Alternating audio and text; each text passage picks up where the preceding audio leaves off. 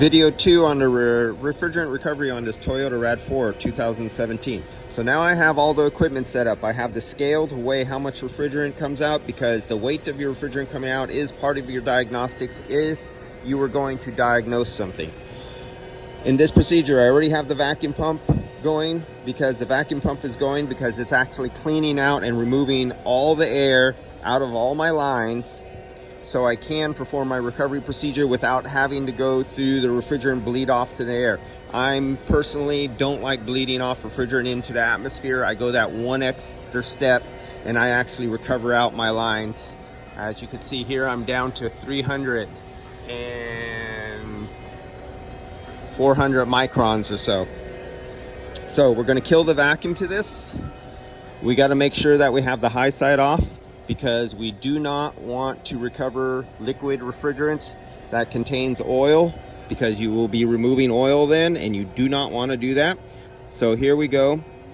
We have refrigerant liquid in this line, but it will not get recovered because we're turned off at this point, and we will be able to read the pressure right there. So now we have the low side open. I'm not connected right there.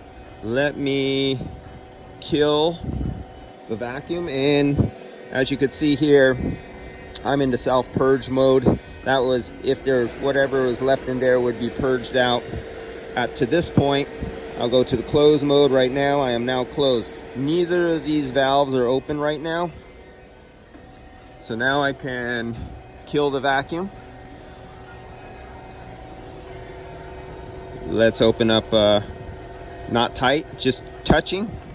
So now we have pressure. We can see the low side, we have 36 PSI. The high side, we have 63 PSI. Our vacuum is dead. We're open on the low side, closed on the high side. I have to repeat this because I definitely want to make sure everybody understands. You do not recover liquid refrigerant out of an automobile. All right, we're ready to go to the first step. We are open. We have refrigerant all the way down to this section. Inside this valve, it's in the closed position. It will not go through the machine and come out over here until I put it into recovery mode. So let's kill, I already have the vacuum off, so we don't need this extra noise. Let's get rid of the noise. Okay, so now the vacuum pump is off. Now, this is not a required procedure. This is an extra step procedure that I go through because I want the minimum amount of air and moisture in my refrigerant as possible. Even my recycled refrigerant that's going for recycling, the less air I get in my refrigerant, the less I have to remove during the recycling process. In commercial and residential, they don't recycle the refrigerant, so they don't have to worry about that. All right, so I'm gonna start this. Actually, I'm not gonna start this. We're gonna do this, and that's it. That's all I had to do. You see how I just passed that mark? That let just a little bit of refrigerant into this machine right here, and it'll spit out here, and it was just the most minute amount of refrigerant. Not like you see some guys opening up the line and you see a big mist of refrigerant spraying out, or they do it for a 1/1002, 1/1003, you know, like that. No, you don't need to do that. The instant that you opened it and closed it, the refrigerant went entirely through and came out here, over here, hissing out right here. So now we're going to go to start. There's my purge mode. If there was any air, and that little tiny bit of refrigerant is already out. So now I tightened right here. Now this is going a step above and beyond what the EPA involves in not bleeding out de minimis refrigerant to the atmosphere. That's just because I like very clean refrigerant with very little air in it. And that's my extra little step. So now I'm going to get ready to remove refrigerant. So keep an eye on the low side right there, because we're going to pull it from the low side through the refrigerant line circuit into the machine, into the recovery machine. It started. I'm going to turn it back over to recovery. You're going to see that pop up. I'll open up this. This is your line coming out of your unit. See the pressure right there? Now watch what happens when I close this valve off. They'll have nowhere to go and the pressure will go up. So right now it's building up refrigerant in that line. If this was a hot day, this could hit several hundred PSI, and after 400 or 500 PSI or so, the unit will shut off and it'll make a big noise too. And let me open that back up. It's allowing the refrigerant to go into the recovery tank. You can see right here, we already have 60 grams, 70 grams going in there. 80 grams. So that's how much refrigerant it's taking out of the system. That's go right there. You can see the low side, you can see the high side. At this ambient temperature, I know there's still liquid refrigerant. You need to know the gas laws and the PT chart and everything like that. I still know there's a quantity of liquid refrigerant in this liquid line.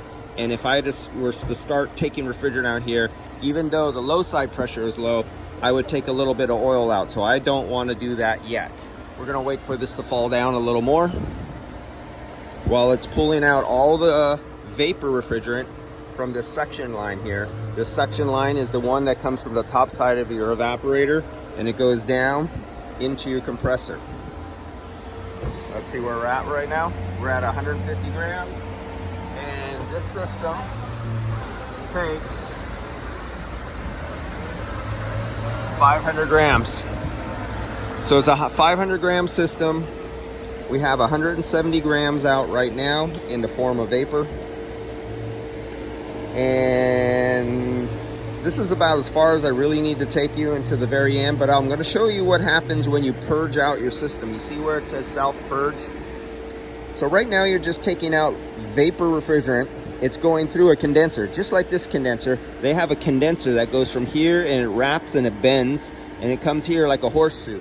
So if you took this condenser and if you cut it in about half, that's the size of this, and you bent it in a horseshoe shape, that's exactly what's inside this recovery unit right now. So this is actually condensing the liquid into, or the vapor into a liquid, so it could come out of this line. If I were to open up this line right now, liquid refrigerant would be coming out. If I was to open up this line right now, vapor refrigerant would be coming out of this line, out of the vehicle.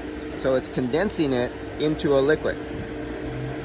So let's get back to the weight. We have 210 grams of vapor that was compressed into a liquid and then shoved into this bottle under pressure, and you can see the pressure right there. Now in the bottom of the condenser, in these tubes, the liquid, has liquid in there, and it has so many grams of liquid.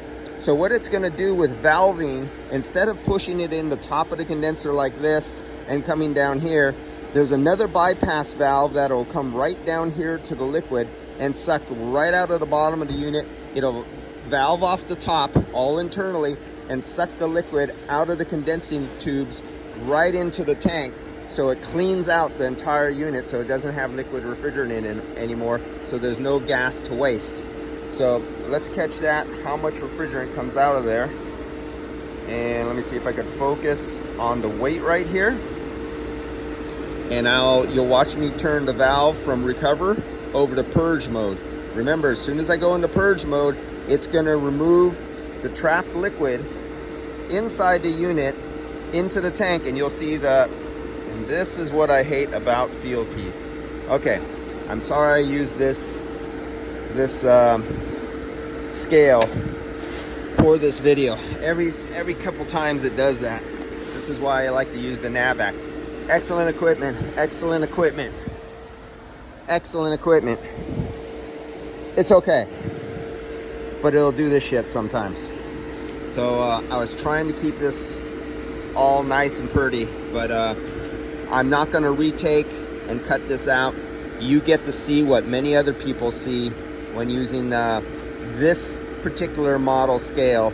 It does this shit. All right, so let's, come on, sync. Come on, sync, sync, sync, sync, come on. I'm gonna keep this video rolling so you get to see what happens on here. So it won't sync. Come on. Okay, supposedly they say, let's see if, stop it.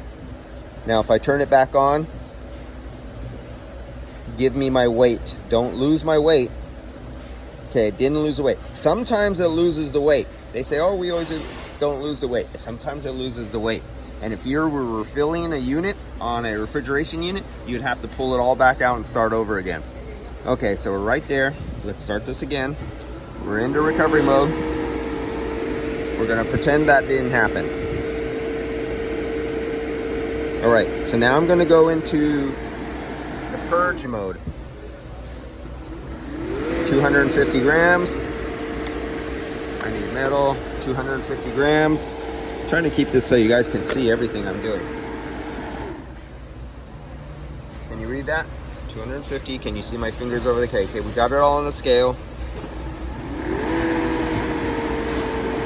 And let's go to purge. Boom, purge. Watch the weight. 70, 80, 90, 300, 310. You see how fast that moves now?